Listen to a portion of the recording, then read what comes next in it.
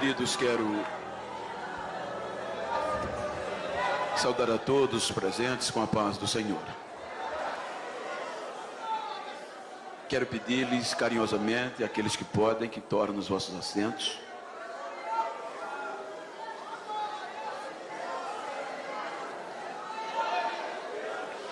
Enquanto quero externar a minha gratidão a Deus pelo rico privilégio de poder estar esta noite participando da Almada. Pela primeira vez estou aqui na cidade de Anápolis. Eu já viste que já passei algumas outras vezes pregar em Goiânia, mas para estar cultuando com esta família é a primeira vez. Então, tenho motivos de sobra para externar gratidão a Deus por este privilégio que não é merecido da minha parte. Quero agradecer ao pastor Bertier Magalhães. Pastor Magalhães, muito obrigado pela honra e a credibilidade de me dar esta oportunidade. Como pastor de igreja, vice-presidente também de uma igreja no nosso estado, já quero aproveitar e transmitir a saudação do meu pastor presidente, pastor José Orizoaldo Nunes, meu pastor regional, que é o segundo vice da nossa convenção alagoana, meu pastor Arnóbio. E como eu vinha dizendo, como vice-presidente daquele campo, eu sei que não é fácil nos dias que vivemos ter a coragem que o Senhor teve de acreditar a tribuna desta igreja a quem o Senhor nunca viu. Então isso eleva mais o grau de gratidão a mim pelo Senhor. Sua família, pastor Osmar, vice-presidente desta igreja, toda esta diretoria que compõe honradamente esta igreja, e a estes homens que compõem este honrado ministério coeso, que eu não tenho ousadia e nem terei de chamá-los de companheiros, porque eu não estou à vossa altura, mas reverenciando-os, quero chamá-los de amigos, agradecendo a cada um e a todos. Registrando os meus agradecimentos ao pastor Santana, com todos aqueles que o ladeiam na coordenação da Almada, e a todos os componentes. E registrar a minha gratidão, pastor Paulo, pastor Cláudio, o major, Wesley, os irmãos que estão me recepcionando desde a chegada do aeroporto. Que Deus recompense as vós, irmãos. Queridos, alegria enorme ver o meu amigo íntimo, posso até dizer assim, Cleito Queiroz, sua irmã.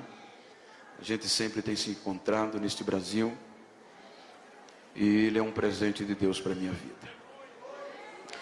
Como estou em um congresso de jovens, eu quero ler um texto por demais conhecido, mas quero conciliar o tema tão bem sugestivo, que a palavra vem de despertamento, e eu quero ler um texto que está no livro dos Juízes. É um texto conhecido de cor salteado, através das mensagens, dos louvores, mas é a mensagem que está no meu coração, e por certo, tem vidas que precisam ouvir nesta noite. Juízes capítulo 16, versículo 21 e 22, o texto está escrito, 16 do livro dos Juízes, capítulo 16, versículo 21, diz: Então os filisteus pegaram nele, arrancaram-lhe os olhos e fizeram-no descer a Gaza. Amarraram-o com 2 cadeias de bronze e ordenaram ele a girar o moinho. Versículo 22, mas o cabelo da sua cabeça começou a crescer de novo, logo depois que foi rapado. Soberano Deus e eterno Pai, quero te louvar e te agradecer por este momento. Toma o meu pulmão, a minha garganta, e que a palavra que sair da minha boca edifique vidas debaixo da unção do teu Espírito. Em nome de Jesus.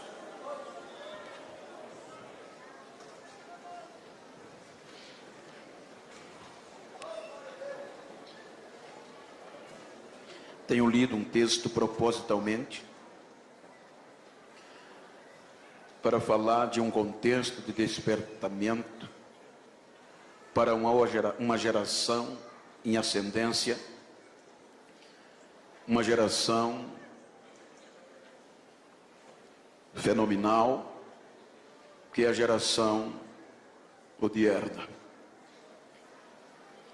Quando nós partimos do pressuposto das vantagens e das desvantagens em comparação às gerações, nenhuma outra geração viveu o que nós estamos vivendo. A Bíblia nos mostra a oportunidade que nós temos de evoluir cada dia mais. Só para os irmãos ter uma pálida ideia, esta geração é uma geração bombardeada para desistir. É uma geração que teria, dentro das probabilidades humanas, 1001 motivos para não estar presente neste congresso, haja vista que as ofertas são muitas. Há uma preocupação quase que generalizada por parte de alguns pesquisadores, psicanalistas, psicólogos, sociólogos, acerca desta geração. Quando nós observamos há pensamentos, há descobertas em que os próprios pesquisadores, homens conhecidos em todo o planeta, ateus, homens céticos, que abordam uma preocupação devastadora. Haja vista que, segundo o psicanalista Marco Polo, e obviamente em um dos seus conceitos, ele apresenta algo assustador, à vista que uma criança, segundo ele, como um grande pesquisador, quando ela atinge 7 anos de idade, ela hoje, na geração que vivemos, ela consegue ter mais informação no cérebro do que os imperadores de Roma durante o seu período.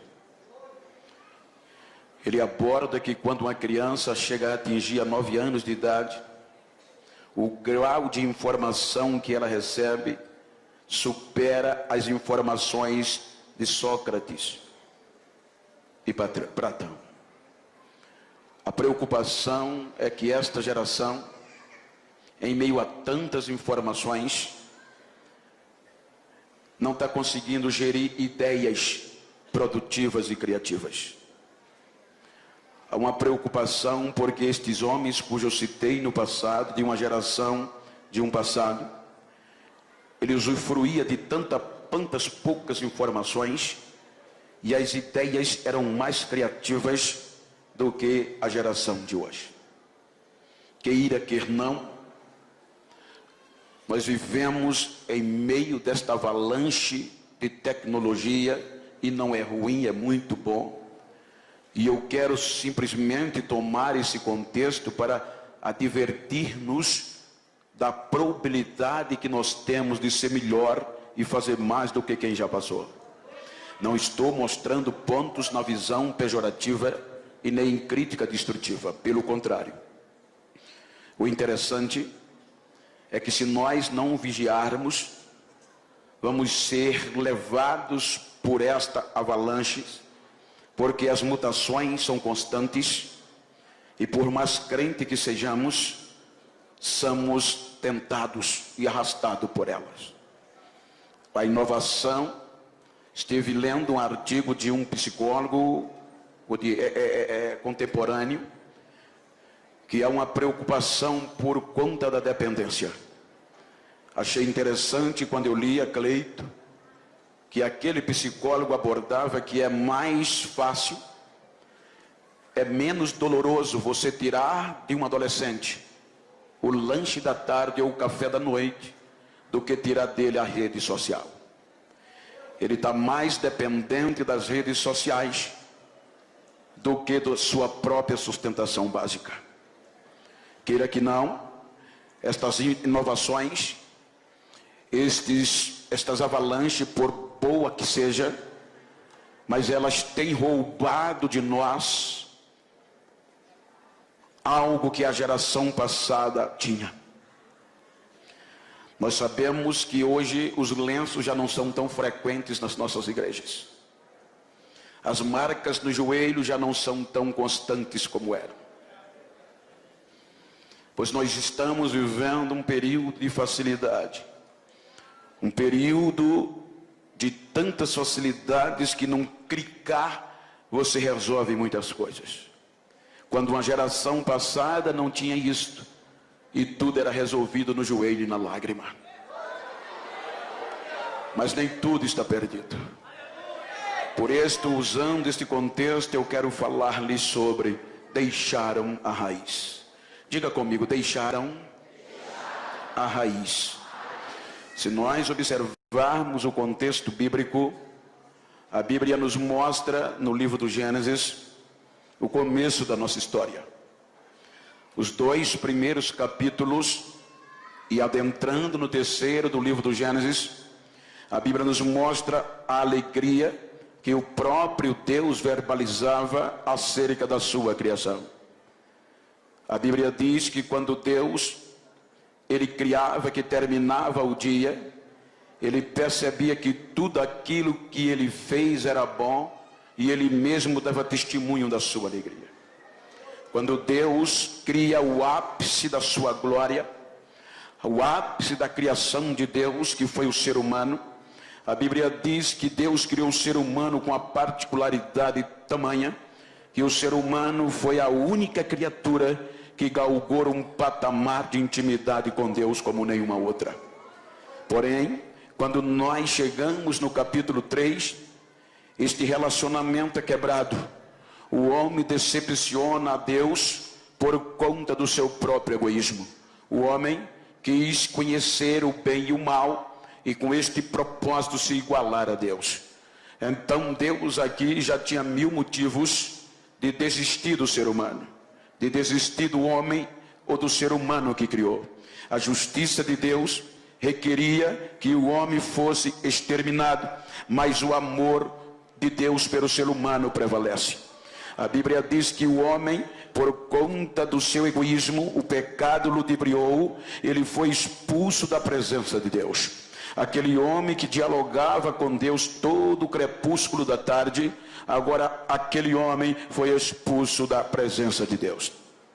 Deus deixa o homem no deserto, Deus leva o homem a seguir a sua vida, mas não o larga e não deixa de o monitorar. Quando nós vamos para o capítulo 6 do livro do Gênesis, a Bíblia mostra que Deus estava monitorando aquela geração, querendo reaver a intimidade. Então é quando Deus desce para ver qual a intenção da geração que era originária de Adão.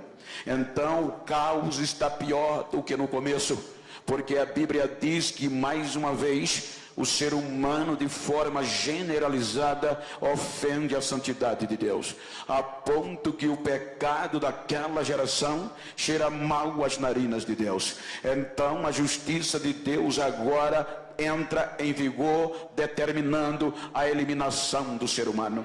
É aqui que o próprio Deus verbaliza, dizendo: eu me arrependo de haver feito o homem que criei.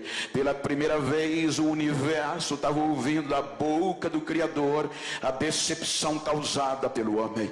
Mas quando Deus disse, por causa do homem, eu também tirarei da face da terra tudo o que criei. Deus, a justiça, estava pronta a desistir do projeto do ser humano. Então, quando Deus está determinado a abrir mão, a exterminar o ser humano, então a Bíblia diz que no meio daquela geração deteriorada, um homem acha graça diante de Deus nas suas gerações. O interessante é que não foi Deus, Noé achar graça, ou seja, a palavra graça na sua etimologia é um favor imerecido. Então a graça no contexto normal é quando o amor de Deus cobre o defeito do ser humano. Então o amor de Deus mais uma vez cobre o ser humano, e Noé, sua família, 8 almas e um casal de cada animal no planeta é preservado da destruição da ira de Deus. Portanto, quando o dilúvio vem, estes 8 almas e um casal de cada animal são preservados. Quanto quando a gente chega no capítulo 8, então a Bíblia diz que Deus vem a Noé. Agora Deus vem quebrantando e quebrantado nas suas palavras. Deus chama Noé agora em um contexto lógico. Deus estava dando a oportunidade para o homem recomeçar.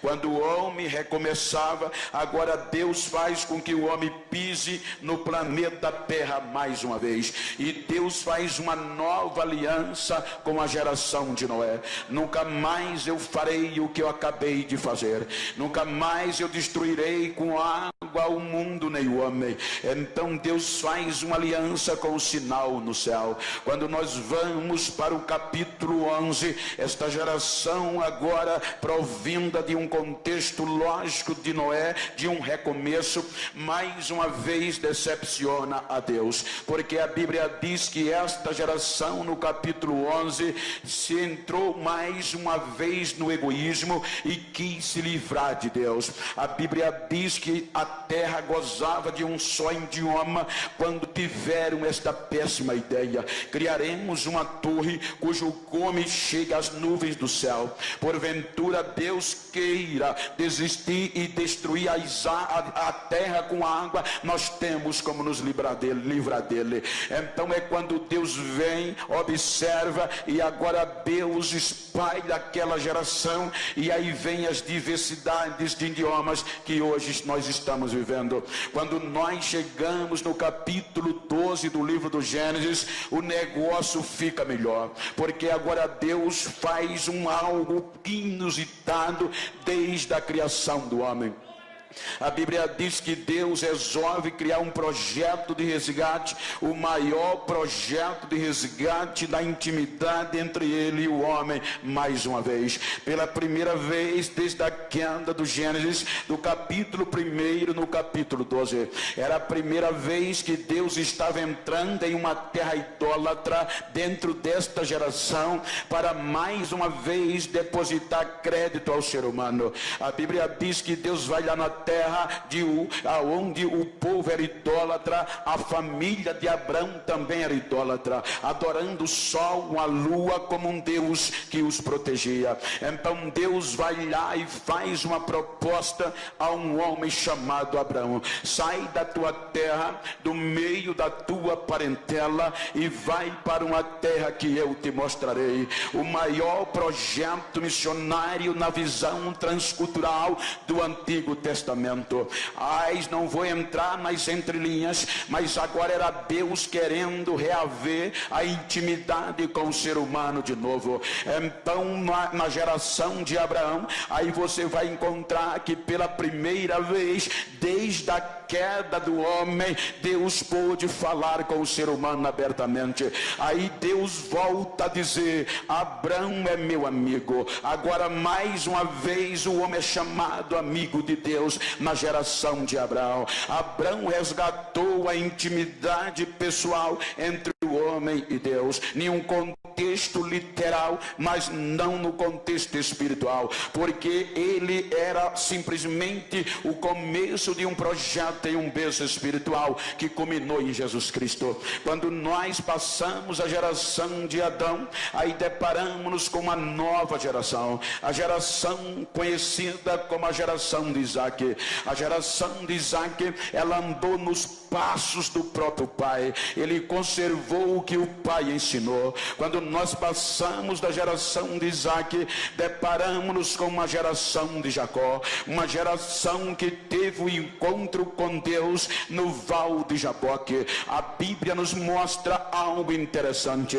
O anjo, quando transforma Jacó, que fazia parte, era o alvo do projeto, então o anjo diz: a partir de hoje não será mais Jacó o teu nome, mas o teu nome será Israel, aquele que luta com Deus e prevalece. Quando nós vamos para o contexto humano, é quase que inconcebível e imensurável. Não dá para raciocinar o homem conseguindo vencer a Deus, pois a Bíblia diz que o homem prevaleceu contra Deus.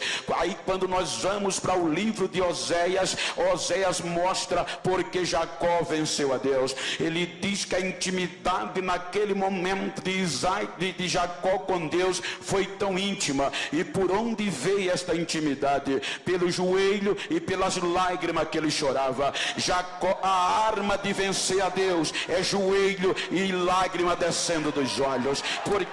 Porque o salmista no Salmo 56, ele diz que nós esquecemos das lágrimas que derramamos. O salmista no Salmo 56, ele diz que Deus não perde uma gota de lágrima que cai do olho do crente, que é um projeto dele. A Bíblia diz que o anjo pega toda gota de lágrima e leva num outro para Deus, e Deus pega a lágrima e coloca no arquivo. Para quê? Para quando o adversário, o inimigo, achar que Deus vai desistir do homem, vai abrir mão dele, aí Deus vai no arquivo e as lágrimas dele estão lá. Aí não tem para ninguém. Deus desce automaticamente e faz o que tinha que acontecer. Se você observar o que uma intimidade com Deus faz, você vai ver quando Davi estava cercado por gigantes, aonde a morte já sussurrava nos seus ouvidos. Aí Davi diz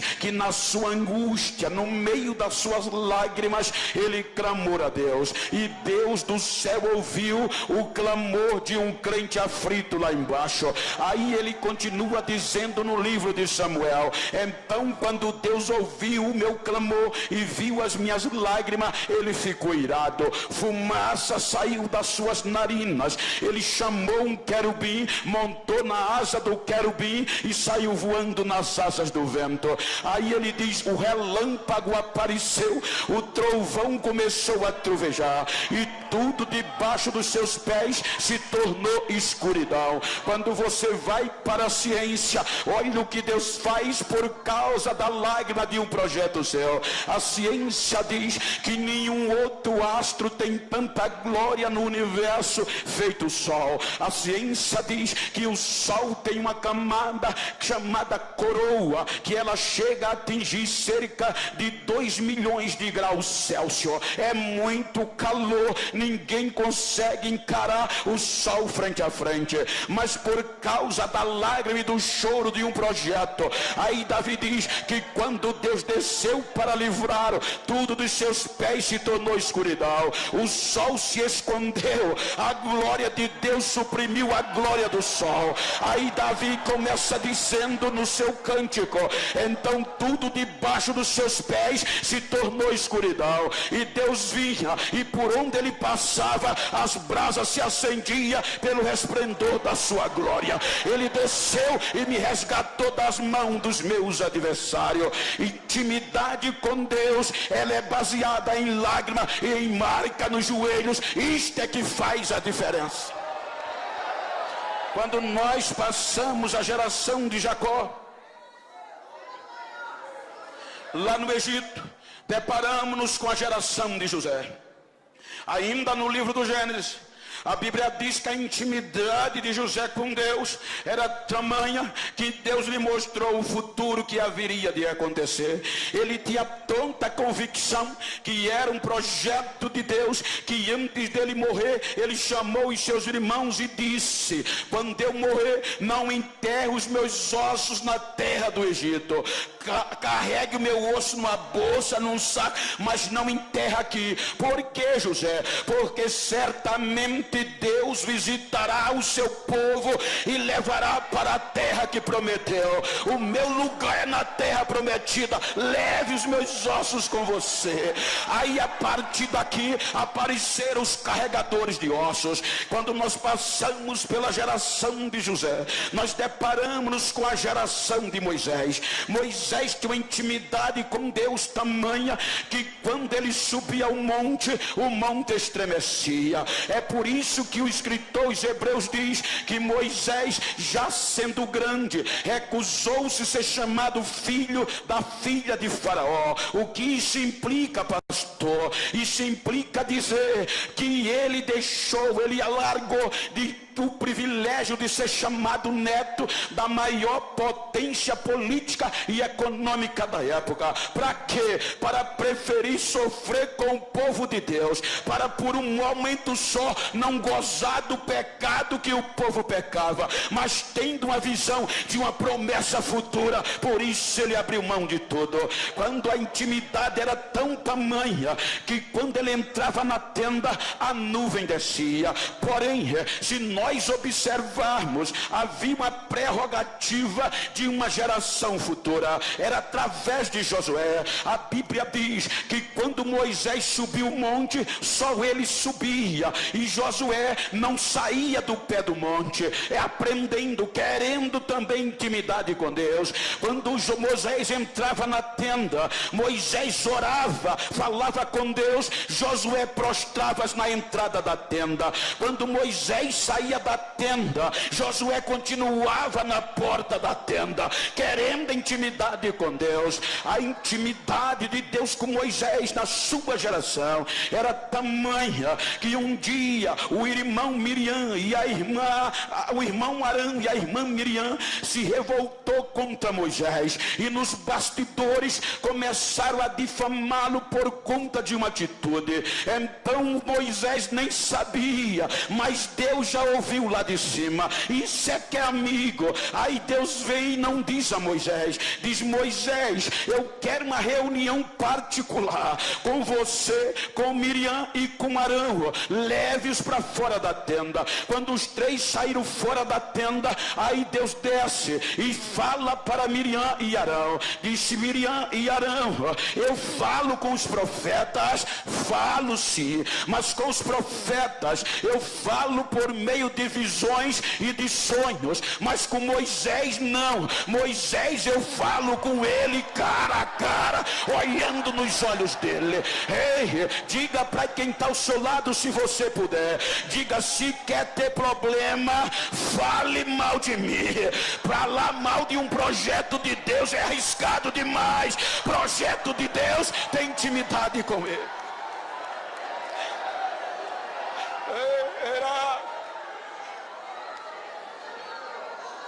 Quando nós passamos a geração de Moisés, passamos pelo livro do Êxodo, passamos por Número, Levítico, chegamos em Deuteronômio. Aí em Deuteronômio há registro que Moisés subiu o Monte Pisga e morreu. Só Deus sabia da morte de Moisés. No arraial ninguém sabia. Moisés de lá mesmo partiu para a glória. Até o corpo Deus resolveu dar um jeitinho e não deixar exposto. Então agora houve crise, houve silêncio. Com quem é que Deus desce sem ninguém saber? Aí Deus vai lá no arraial e chama Josué e diz: Josué, esforça e tem bom ânimo, meu servo Moisés é morto, e agora sou eu e você que vai colocar o povo na terra prometida. O meu negócio agora é com você, Josué. A geração de Josué guardou a intimidade. Veja que foi através de Josué que Deus colocou o povo na terra prometida. Aí a gente chega no livro de Juízes, capítulo 2, a Bíblia diz que Josué distribui a terra e morre, no versículo 8 por aí. Quando a gente vai mais adiante, a Bíblia diz que os anciões, aqueles que ladeavam Moisés, também morreram. Aí vem o versículo 10. O versículo 10 diz que levantou uma nova geração que não conhecia Deus e não tinha intimidade com os seus milagres. Uma geração que levantou-se levada pela modernidade da época, pelo egoísmo da época. Uma geração que não sabia o que era milagre e não sabia o que era lágrima no olho. Uma geração que não tinha marca no joelho. Uma geração que andava na base da razão, segundo o seu entendimento. Uma geração que perdeu a sensibilidade com Deus. Então é aqui que começa o drama, porque pela primeira vez este povo, projeto especial de Deus, é entregue à escravidão.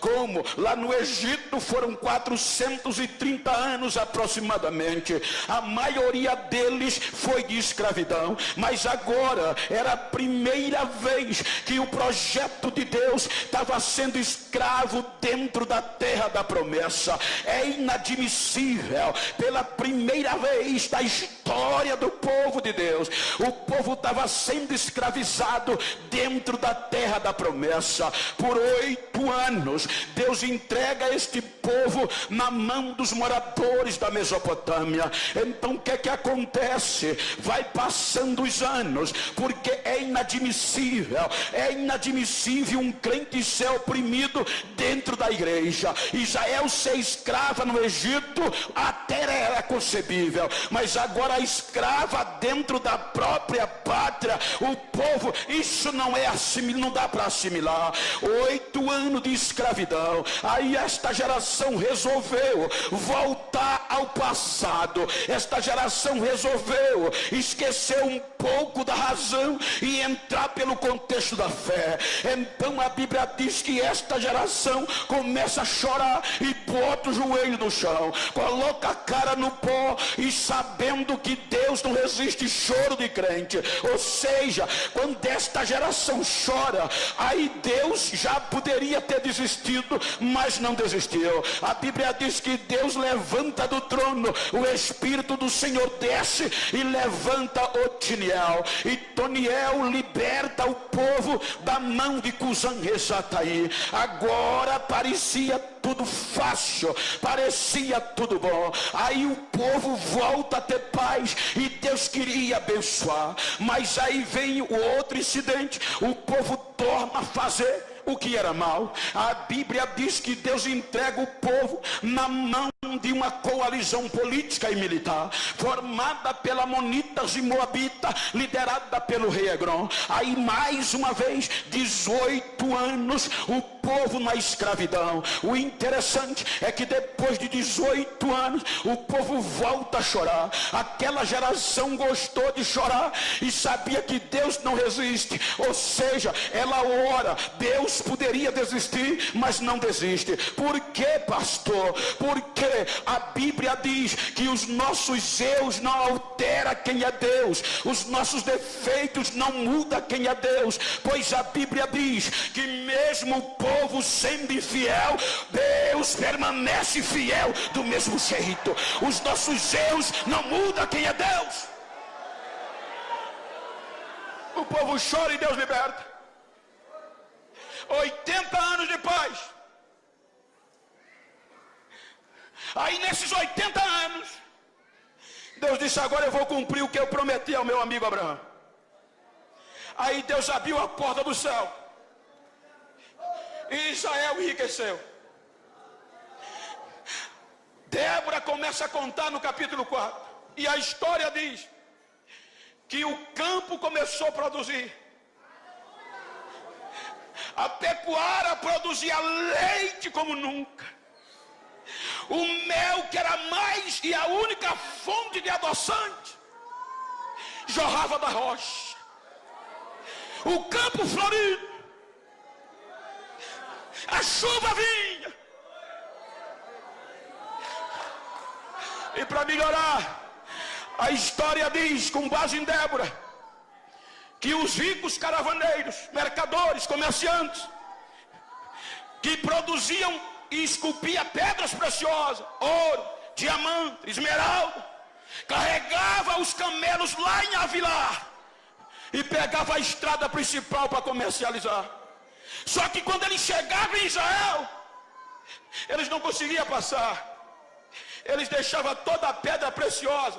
E sabe o que era que eles trocavam? Por sal do Mar Morto e por folha de mato medicinal. Ou seja, nesses 80 anos, Deus faz isso. Ele faz o rico trocar ouro por sal para abençoar o crente. Ele faz o rico levar folha de mato para casa, até folha de jurubeba, até folha de piqui, e deixar ouro para mostrar que ele é Deus e não há como ele. Ele faz isso. O povo enriqueceu. A facilidade começou a aparecer. Para que orar? Se está tudo nos conformes. A Bíblia diz que o povo ficou rico. Os armazéns do ano seguinte tinha mais probabilidade, o prognóstico, o previsto, sempre o real superava a previsão. Para que orar? Aí o povo se esqueceu de Deus. Aí Deus entrega esse povo mais uma vez à escravidão.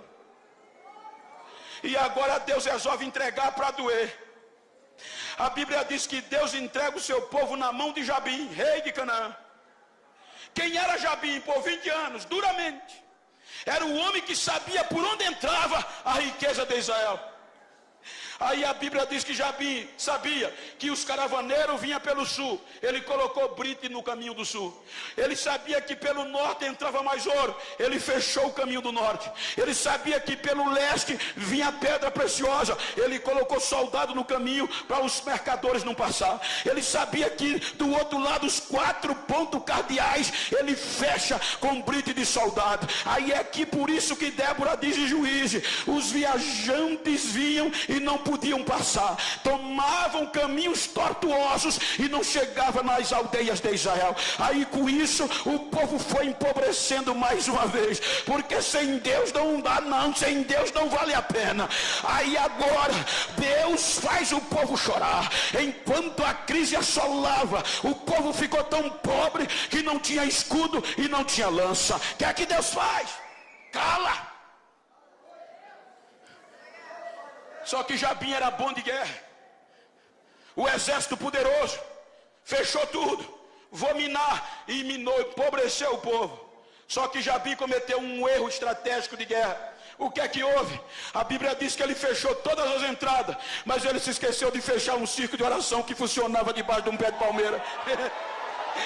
Ele esqueceu de fechar o lugar de intimidade com Deus. A Bíblia diz que debaixo do pé de palmeira tinha uma mulher que não aceitava a crise. A lágrima rolava debaixo do pé de palmeira. Deus, vem Deus, vem Deus. E Deus desceu. Intimidade. Não tenho tempo e nem quero me estender.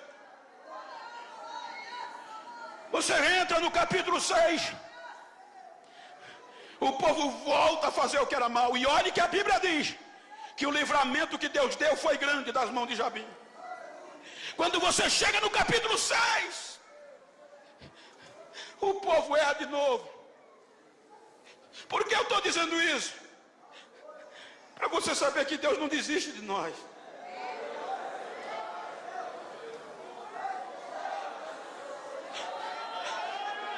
Aí agora vinham os midianitas e amalequitas. O povo plantava.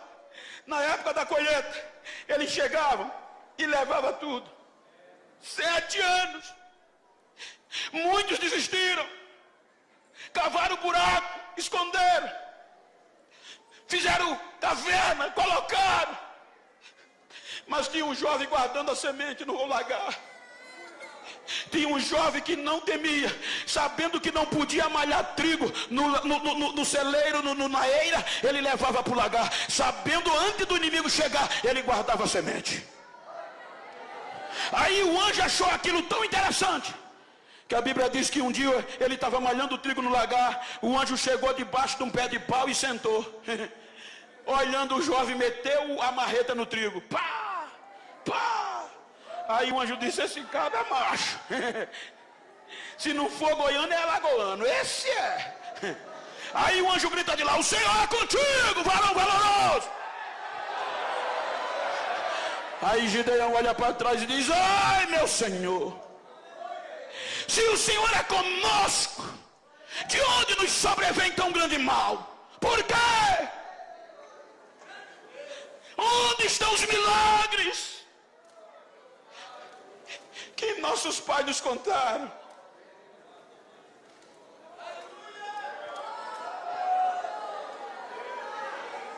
Olha a pergunta de Gideão: onde estão os milagres? Eu não sou saudosista,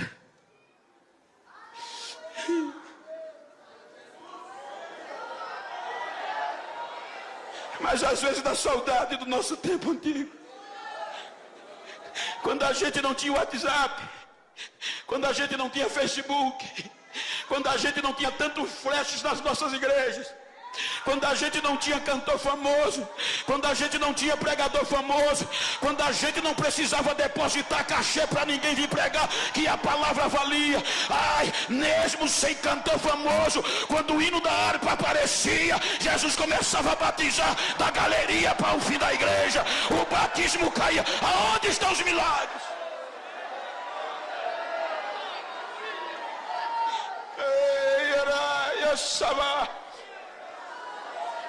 Os nossos congressos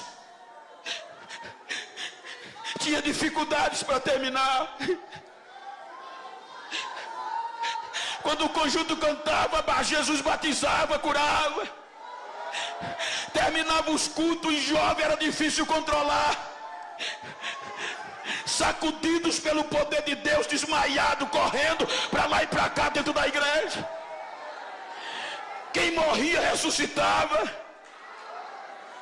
Terminava o culto, o pastor dizia: como é que vai parar esse culto? Já é meia-noite, apaga as luzes. Quando apagava as luzes, era que o fogo pegava, o fogo caía e ninguém podia sair. Leva para casa como bota dentro do carro de mão, leva nas costas. A gente saía com os jovens dos carros de mão, dentro do carro de mão, falando em língua, profetizando, tendo visão, e os não crentes correndo atrás. Eu quero, eu quero, eu quero, eu quero. Era milagre em praça pública.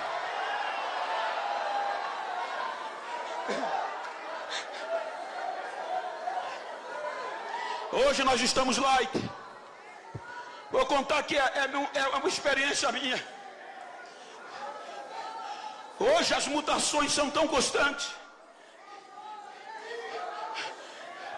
que é melhor você preservar a ética do que dar vazão ao Espírito Santo. Hoje, se você falar bonito, deixa a agenda garantida para o próximo ano. Hoje, se você tem característica política, é o cara. Na maioria das vezes não se procura saber o nível de unção. O que vale é a presença. Vieram me catequizar. Pastor Genival, pois não. O senhor tem curso superior de bacharel? Tenho. Estudei depois que Jesus me salvou. Então você não pode pregar mais como pregava, catedráticos. Mas como? Você está quebrando ética e protocolo. Mas de que jeito? Você anda demais no púlpito, Bento. Você chora demais. As nossas igrejas hoje, isso é topada de universitário, doutores. Isso é antiético, é feio e está certo. Se você chorar, tem que ser 2 lágrimas e enxugada assim, ó.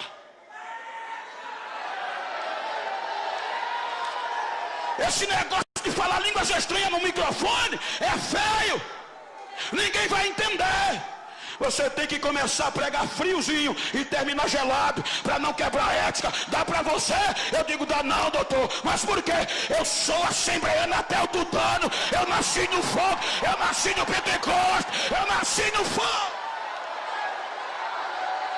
Cadê a geração do milagre? Cadê a geração que não vai deixar essa chama apagar? Cadê a geração que com anel ou sem anel ainda fala em línguas estranhas, ainda profetiza?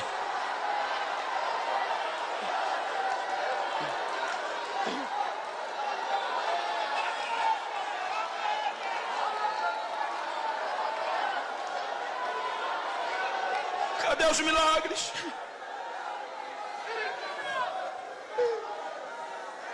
Há mais preocupação no número de CD e DVD que vamos vender.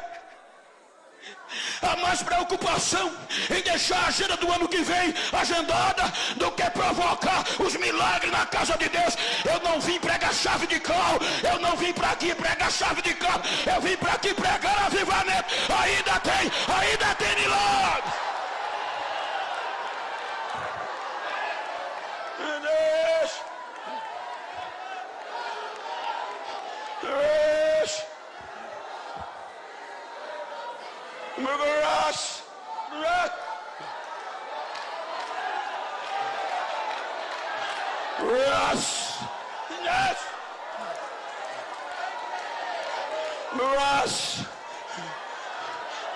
De graça baixa,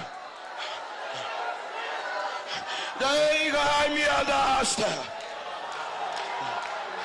Elas proeste ploichouras, Miguel meigai ras, eriagaras ras rasgai, eriaia paregedal.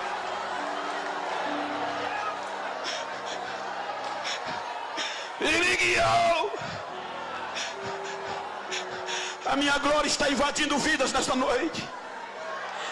Eu estou sacudindo uma geração pentecostal como nunca antes da história. Esta noite eu encho a galeria da minha glória e derramo na nave da igreja. O meu espírito está renovando vidas, porque eu estou distribuindo dons neste momento, diz o Senhor desta igreja.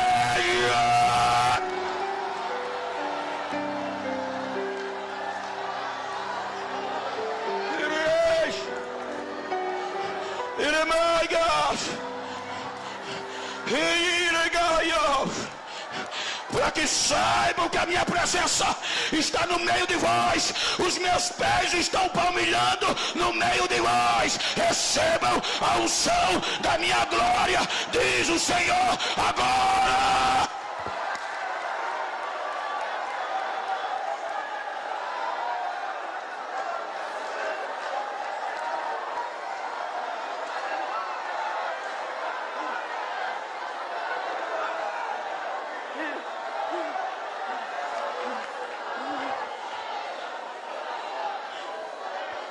Onde estão os milagres que os nossos pais nos contaram?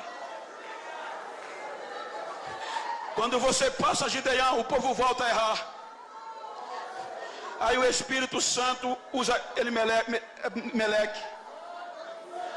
O povo volta a errar. O Espírito Santo levanta a tola. O povo volta a errar. O Espírito Santo levanta Jair. O povo volta a errar. O Espírito Santo levanta Jefté. O povo volta a errar. O povo errando, Deus levanta Ibizã. O povo volta a errar, Deus enche o jovem Abidom. Aí a gente chega no capítulo 13 de Juízes. Aí a Bíblia diz que o povo volta a errar. E Deus entrega na mão dos filisteus pela segunda vez. 40 anos. 40 anos. O povo não aguentou. Chora. Aí agora Deus não desce para levantar ninguém. Agora Deus investe pesado. Ele vai usar as portas de emergência. Ele sempre tem uma porta de emergência. E as portas de emergência de Deus, geralmente ela vem do impossível, de onde ninguém vê, de onde ninguém acredita. Ana era estéril, veio Samuel, Jesus, e agora o povo é.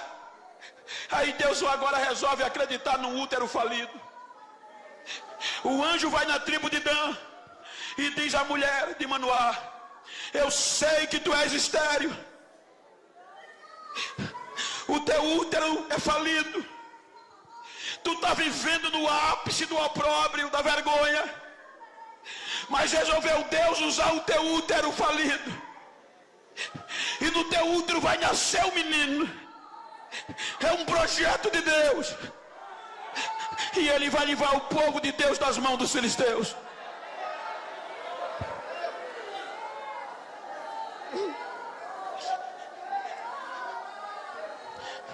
A mulher aceita a proposta, e o capítulo 13 diz que o menino nasce. O anjo disse à mulher: ensina ele é nazireu, ele não pode beber nada derivado da uva, não pode comer comida imunda, não pode tocar em cadáver, e não pode passar navalha na cabeça. Ensina ele. Foi aqui que Salomão escreve os provérbios no sentido familiar. Ensina o menino no caminho que se deve andar, para quando ele crescer não se desviar. Veja que Salomão não diz que ensina o caminho, ele manda ensinar no caminho. Por quê? Porque ensinar o caminho qualquer um pode ensinar, mas você corre o risco de se perder. Mas ensinar no caminho é impossível se perder, porque você vai junto, você vai na frente. É por aqui, a gente chega. Quando a gente vai terminando o capítulo 13, a Bíblia diz que o menino ia crescendo, e o Espírito Santo incitava o menino, provocava ele. O Espírito Santo via o menino crescendo, e o Espírito Santo ia dizendo: tu vai ser uma bomba nas minhas mãos, eu vou sacudir a tua geração por meio de você. Quando a gente chega no capítulo 14, o menino cresceu.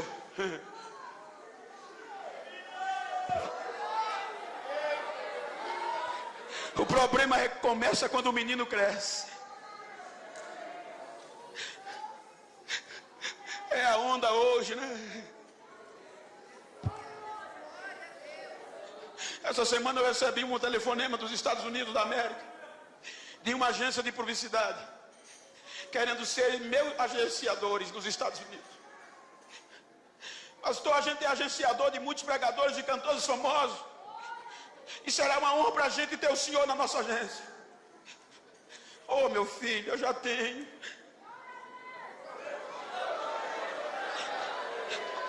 Já tem, pastor, tenho. Todo mês eu estou aí nos Estados Unidos. Mas quem é seu agenciador, pastor, tão forte assim? Ele está lá em cima.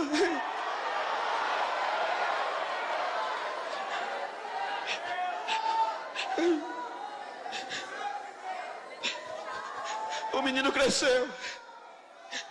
E quando o menino cresce, a onda é essa: entrei com os 2 pés, quebrei tudo. Quebra nada. Quem quebra é Deus, quem refaz é Deus. Outro dia eu fui pregar em um congresso, pastor, experiência para os jovens, que é na minha vida. Era cerca de 23, 25 mil pessoas. E como a mídia não estava ainda na alta, o pastor, como o senhor, nem por vídeo me conhecia, o coordenador que me convidou, quando eu fui subindo o degrau do ginásio, as pernas tremeram, porque só tinha catedrático da Itália, dos Estados Unidos, professores de Harvard, professores de muitas faculdades teológicas do Brasil e do mundo, e o congresso era muito grande. Aí quando eu fui subindo as escadas, o pastor olhou, aí olhou para o coordenador e disse: quem é aquele preto que vai subindo sem ordem? O coordenador disse: é o pregador da noite. Ele é de onde? De Maceió, Alagoas, nordestino. O pastor disse: pode vir alguma coisa boa do Nordeste? Em um culto desse, tu vai convidar um nordestino e tu escolheu mais um negro do beiço virado.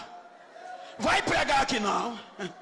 Levantou, foi onde eu estava, disse: Bento, eu não te conheço, nunca te vi, não vai dar para tu pregar hoje. Só tem catedrático, você não vai ficar com raiva não. Fico nada, pastor. Então ele virou as costas, fui me sentar. Deus não deixou ele sentar. Ele fez a volta. Chegou onde eu estava, olhou para mim e disse: eu vou te dar 10 a 15 minutos. Tu prega qualquer coisa aí, tá bom? Porque depois a gente grande vai pregar. Só para você não ficar triste, tá bom? Tá, pastor, não tem problema não. Peguei o microfone, já entrei com 220. Mas eu entrei pegando fogo, voando faísca. Quando deu 10 minutos, Jesus disse: agora é comigo. Aí Jesus começou a batizar no meio do povo. O povo começou a correr. Jesus começou a restaurar vidas. O altar pegou fogo. Os doutores quebraram a época. Olhava para cima, chorava e começava a gritar: a glória é dele, ele dá quem quer, a unção é dele, ele dá quem quer. O pastor chorava feito criança, olhava para mim e só tinha o direito de dizer: vai, negão, o dia é teu, vai, negão, vai, vai, vai, vai. É Deus que faz.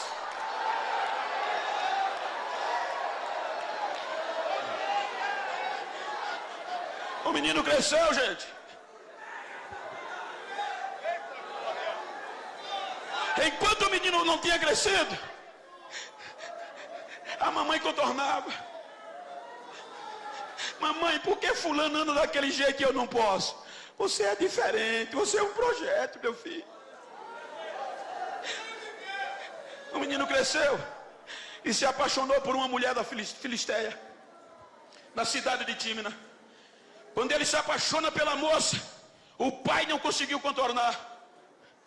O menino estava ficando famoso. Aí o pai e a mãe vai em Tímina acertar o casamento, o noivado. A Bíblia diz que quando eles vão passando na plantação de uva, aí o leão sai de dentro das uvas contra o menino, para desgraçar o projeto. Quando o leão vai atacando o menino, aí o Espírito Santo disse: agora eu te pego. Aí o Espírito Santo pegou Sansão, e Sansão rasgou o leão como se fosse um cabrito novo. Se escondeu debaixo do pé de uva. Acertou o noivado e volta para casa. Aí mais adiante o escritor diz: tornou ele a voltar e agora ele vai só. E quando ele vai só, ele se desvia do caminho. A Bíblia diz que ele foi olhar o corpo do cadáver. Está escrito, ele desviou do caminho.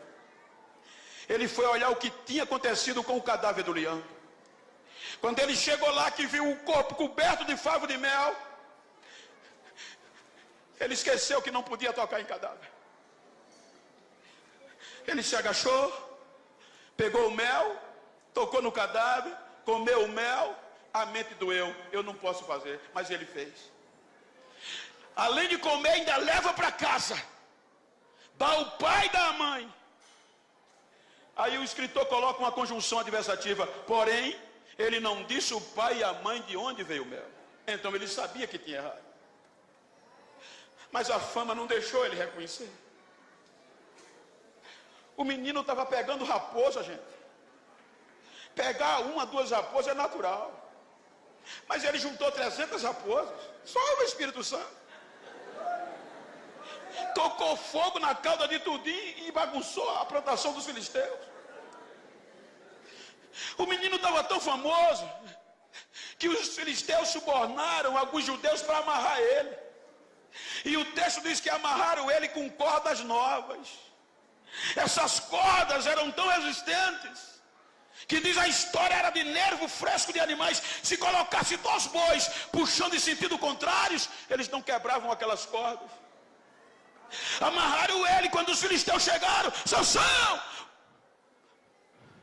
Amarrado. Ele quebra as cordas como se fosse um fio de linho queimado. E depois que quebra a corda, ele grava grava um CD musical. Se fosse hoje, A Bíblia diz que ele pega uma queixada de jumento, mata 1000, mata 500, mata mais 500, faz um montão, e ele sai cantando. Com a queixada eu matei 500, com outra fiz um montão, e bababá, ficou famoso, já estava gravando até aí.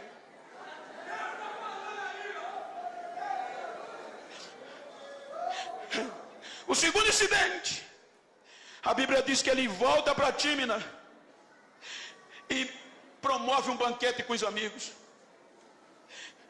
E no original diz que para oferecer um banquete tinha que beber junto com os amigos. Ele bebeu, ninguém viu. Ele bebeu fora da cidade, fora da igreja, em outra cidade. O bafo do vinho saiu. Volta para casa, pai disse: ô pastor, pregador famoso, tudo bem? Tudo. Ninguém sentiu mais, não tinha mais bafo. Mas lá em cima tem 2 olhos como chama de fogo. E muitas vezes Deus deixa a gente pensar que é alguma coisa. Vai, lá na curva eu te pego.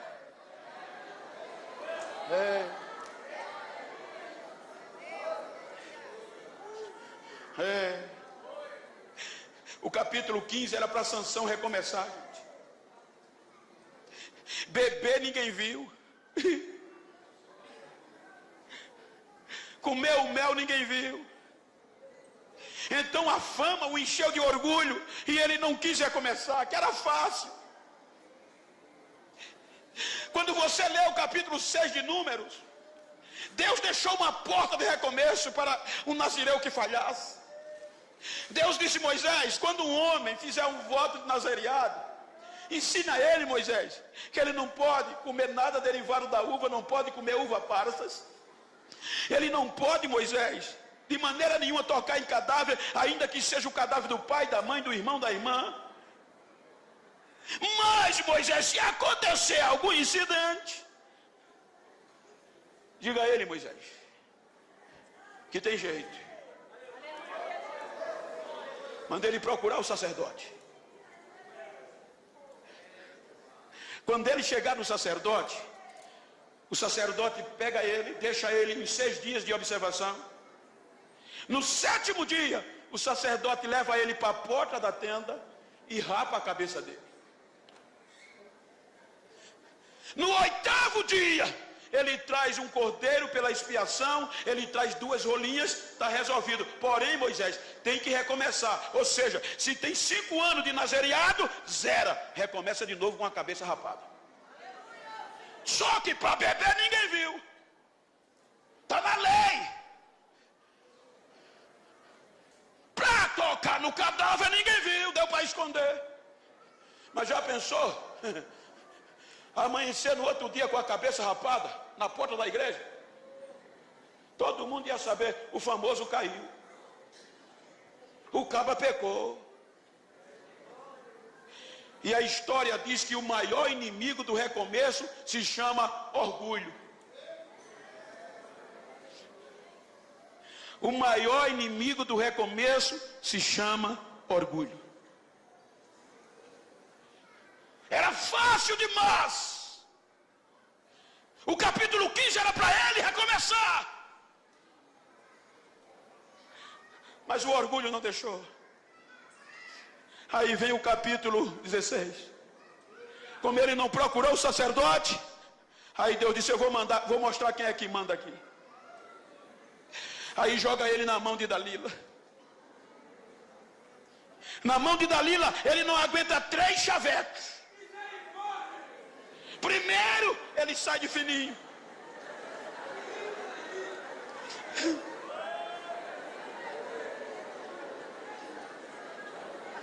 Segundo, ele sai de fininho, mas no terceiro ele não resiste. Nunca se passou navalha sobre a minha cabeça. Porque no dia que raparem a minha cabeça, eu serei igual a qualquer outro projeto. E dormiu. Aí Dalila aproveita, quando ele dorme, Dalila passa a máquina 0. Deixa lisinho. Sansão, já vem os filisteus. Isso é fácil, eu vou fazer como fiz das outras vezes. Quando levantou, o mais precioso não estava mais. O Espírito Santo tinha saído. É aqui que o tema nos desperta. Ter cuidado. Dá uma olhadinha para esse jovem que está ao teu lado e desperta.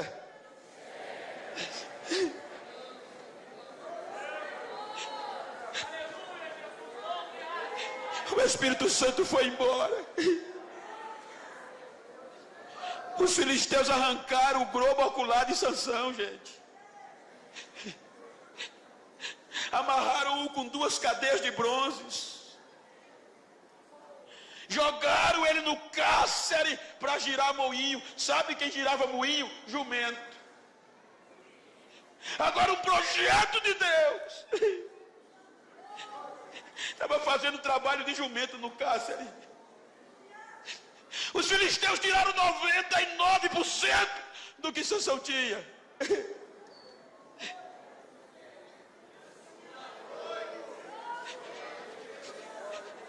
Mas Deus é incrível.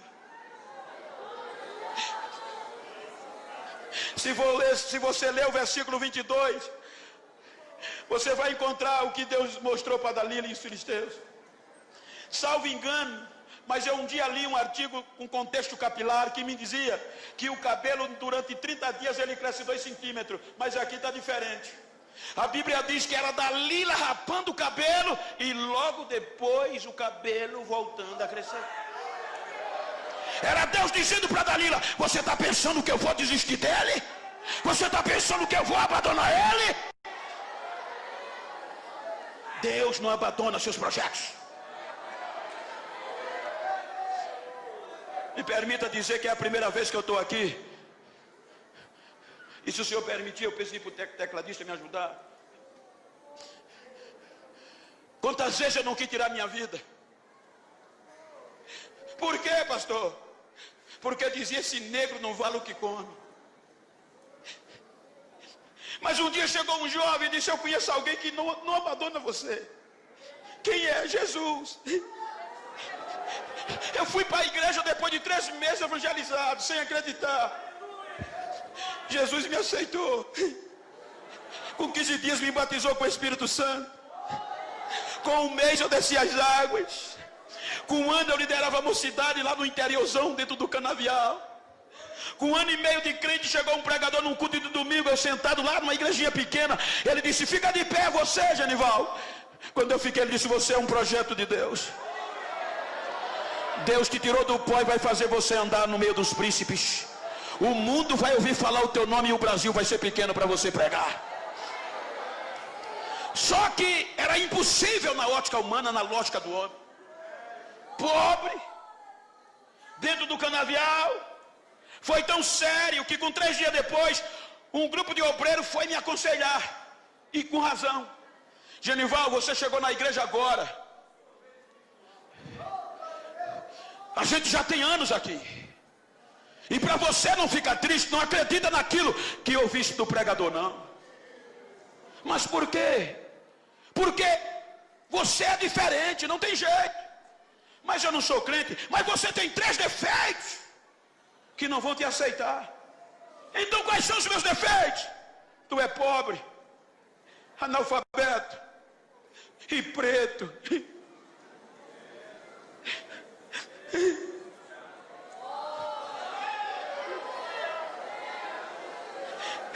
Eles atingiram as minhas substâncias neurotransmissoras. Eu peguei meus sonhos e disse: nunca mais eu entro numa igreja. A chave da congregação ficava na minha casa. No outro dia eu não aguentei, eu disse: eu vou orar meia hora. Eu costumava orar 8 horas por dia.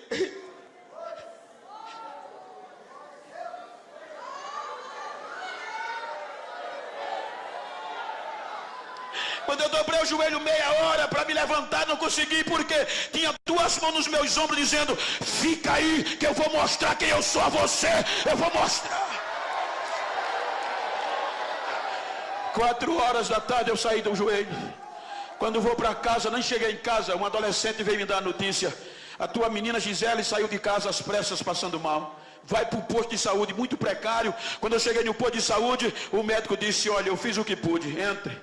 Quando eu cheguei lá, minha menina estava contorcida, a cabeça virada para o contrário, os pés, os ossos pareciam que tinham sido triturados. Ele disse: ela chegou em óbito, prepara o enterro, que naquela época não tinha funerário nem direitos funerários. Eu peguei a criança no colo, saí desanimado, acabado, minha esposa chorando comigo, no meio da rua. Quando eu vou entrando para a rua da minha casa, o Espírito Santo fala no meu coração: vai para casa fazer o que, Morena? Volte para onde você estava orando, leve ela, que hoje eu vou mostrar a você quem sou eu. Hoje eu vou mostrar a você o que é que eu faço com os meus projetos.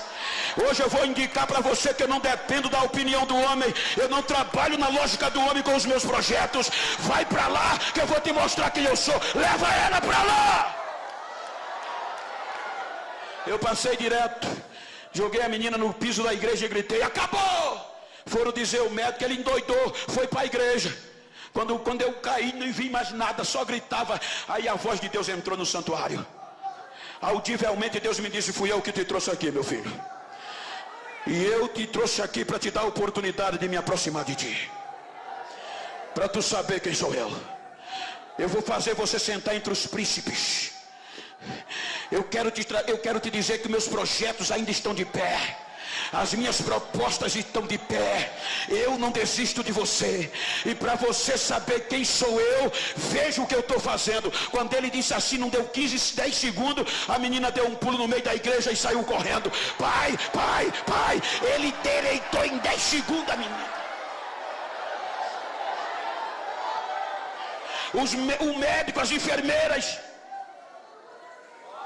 olhavam para mim sem acreditar e diziam: o que é que houve? Eu gritava: o Senhor disse que meus sonhos morreram, meu projeto, mas o Jesus dos crentes ainda é vivo. Ele faz como quer, ele usa quem quer, do jeito que quer.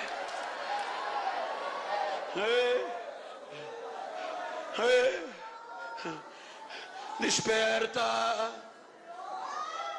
Hoje eu estou pregando para a juventude, é por isso que eu estou dizendo isso. Hoje, se eu for atender os convites, eu não volto mais para casa. Hoje eu recebo cerca de 30 a 40 convites por dia. 2 vezes por mês eu tenho que cruzar os oceanos a convite para pregar o Evangelho. No Brasil, eu ando mais de avião do que de carro, filho. Mas por que o Senhor está dizendo isso? Deus não desiste dos seus projetos.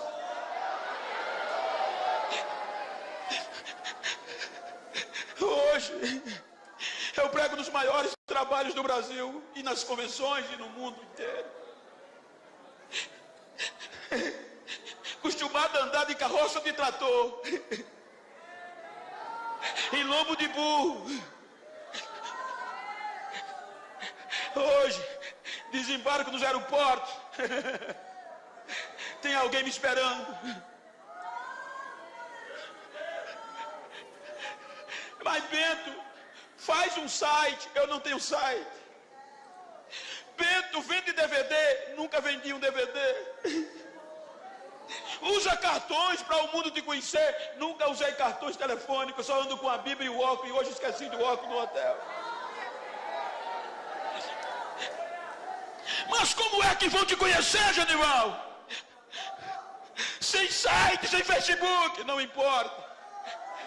A minha Bíblia diz que os raios, antes de cair, eles vão perguntar a Deus aonde cai.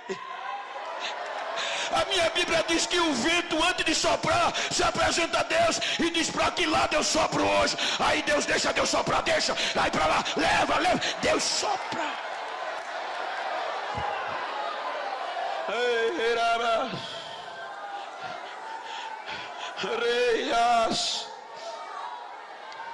Tiraram 99% do projeto de Deus. Jogaram no cárcere. Humilhamos a ele e o seu Deus. E era comum os pagãos fazer um culto em ação de graça quando venciam os seus adversários. A Bíblia diz que os filisteus fizeram um culto em ação de graça a Dagon, no templo de Dagon. que lotou a igreja, a casa. A Bíblia diz que entre príncipes, mulheres e homens, a casa lotou, que só no teto tinha cerca de 3.000 pessoas penduradas. Para quê? Para ver o projeto sendo humilhado, pastor Santana. A Bíblia diz que quando a festa estava boa, aí o príncipe dos filisteus disse: manda buscar o Sansão, um projeto falido, para a gente se divertir com ele. Agora o projeto de Deus, Senhor, algemado, sem visão, sem direção. Aí o guia vai lá no cárcere buscar ele. Me permita, pela intimidade, pastor. O guia vai lá no cárcere. Wesley, me ajuda aqui. E Sansão está lá, conjecturando. O guia pega Sansão e ele vem rebocado para o templo de Dagon. Um projeto que arrancava portão de cidade, o projeto que botava homens, milhares para correr. Agora um guia rebocando ele. Quando ele chega no templo de Dagon, a Bíblia diz que o povo brincava com ele. Você sabe o que isso quer dizer?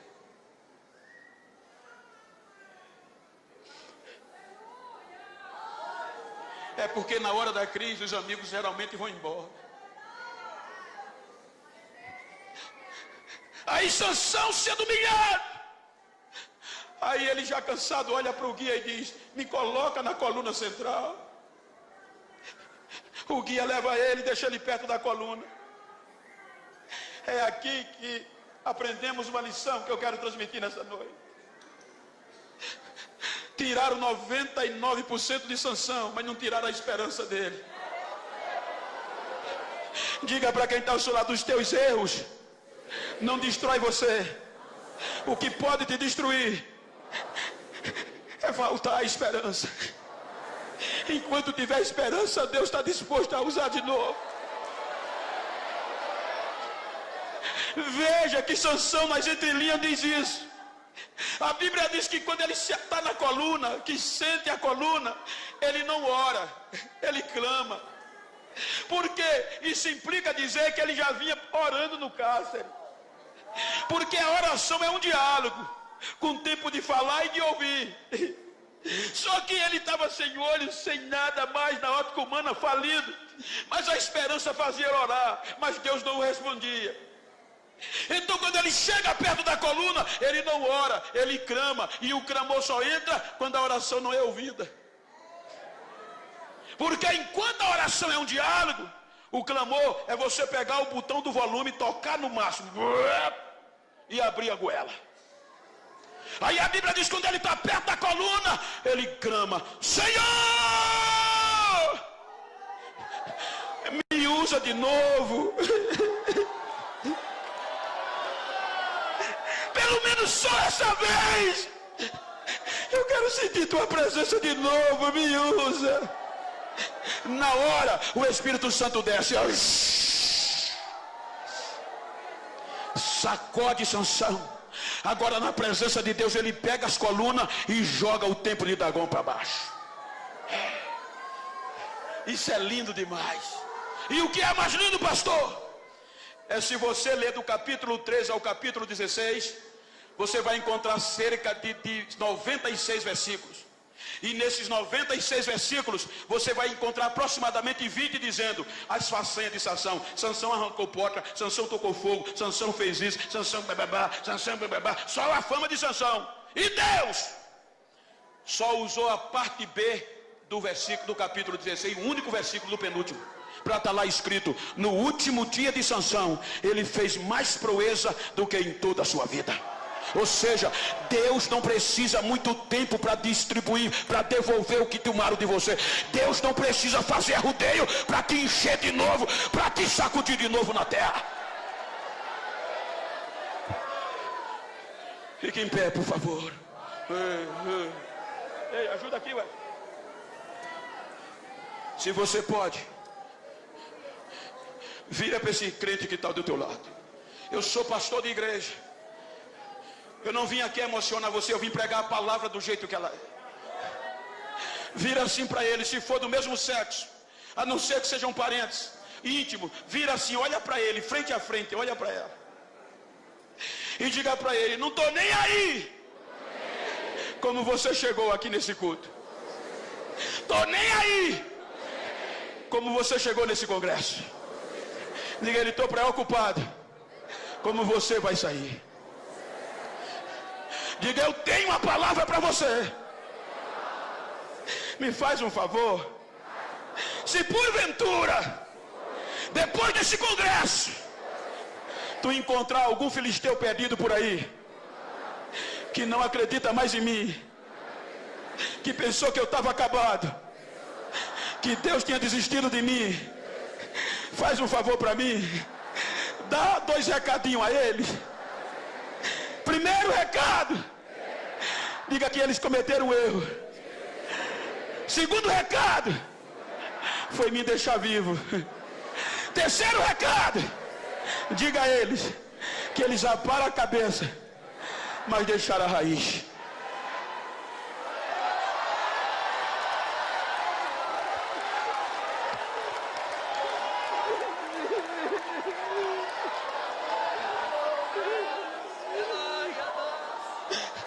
Enquanto tiver raiz, tem esperança.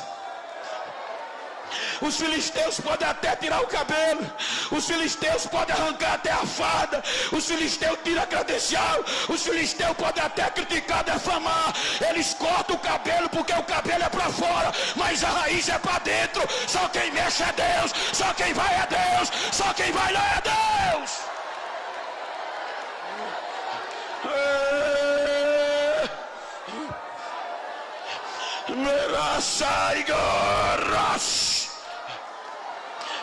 Tem raiz. Se tem raiz, tem recomeço. Se tem raiz, tem recomeço. Se tem raiz, tem recomeço. Se tem raiz, tem recomeço. Se tem raiz, Deus está devolvendo de novo. Se tem raiz, vai crescer de novo. Se tem raiz da velha geração, vai ter batismo, vai ter cura, vai ter dons espirituais sendo devolvido hoje.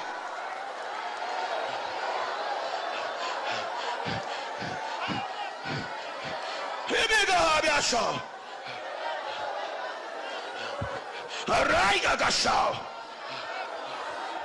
Arramia Deus. Achei com o prosaia legal.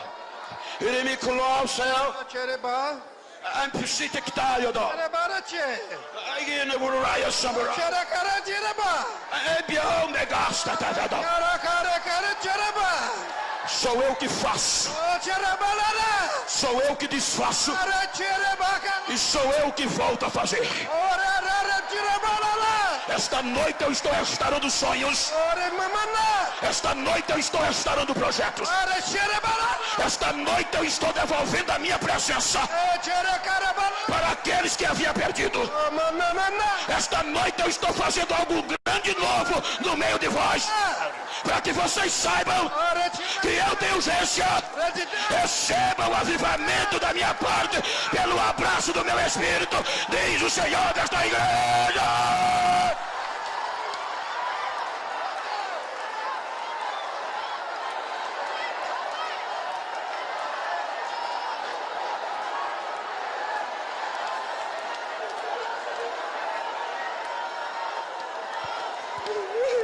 Pastor Margalhães, me perdoe, mas eu vou quebrar a ética. Eu estou sendo cheio de uma unção sobrenatural. Recebe a unção que está descendo aqui agora.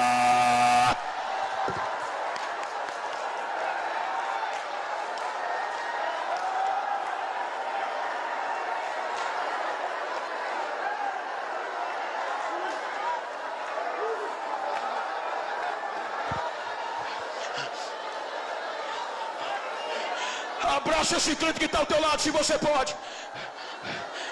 Eu não costumo fazer isso, eu sou pastor, mas eu estou sentindo há uma pedra de fogo queimando no meu interior.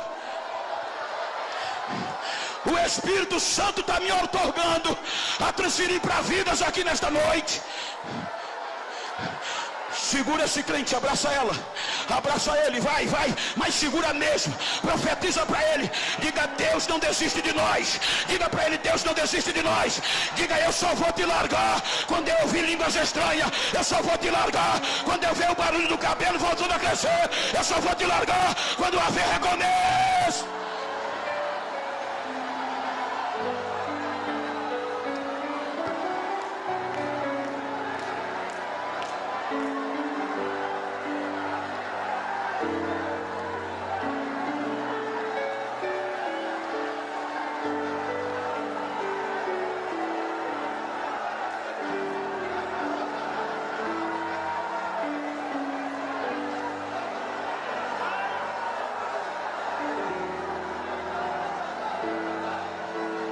Quem tem língua, fala em línguas estranhas. Quem não tem, recebe batismo agora. Toca fogo nesse crente que está ao teu lado. Diga para ele: Deus não desiste de você. É hora de recomeçar. É hora de recomeçar. É hora de recomeçar. Deixa a lágrima cair. Deixa.